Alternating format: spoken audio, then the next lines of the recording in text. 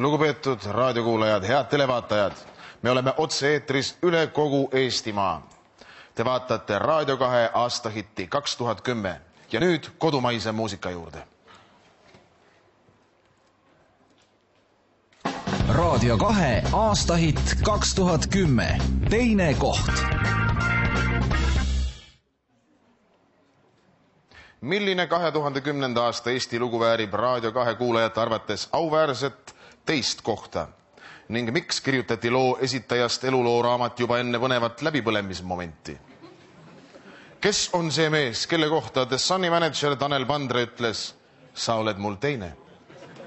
Nendele ning paljudele teistele segadust tekitavatele elulistele küsimustele on Raadio 2 juhtkond vastuseid andma saatnud inimhingede insenerid, sisemerede kaptenid ning kõrgtasemel latatarad.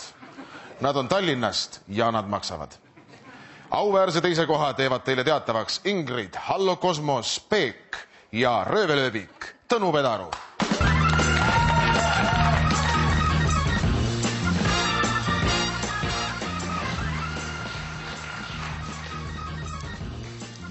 Kallid Raadio 2 kuulajad ja Eesti Televisiooni vaatajad.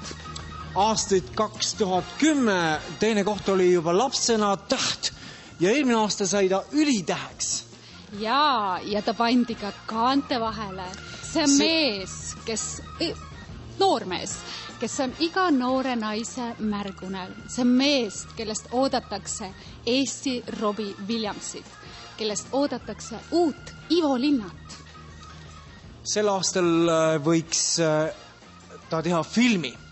50 aastat tagasi tegi Eestimaa nukufilm sellise filmi nagu Ott kosmoses. Sel aastal võiks tulla päris film Ott kosmosest. Taevane kingitus, Ott Lepland. Raadio 2 aastaid 2010. Süte peal sulanud jää. Kuni südames kõrge tegid, ohvrid tuld. Ma tean, luba minul olla kas või ainult, süte peal sulanud jää. Ma tean, kuni südames kõrge tegid, ohvrid tuld. Süte peal sulanud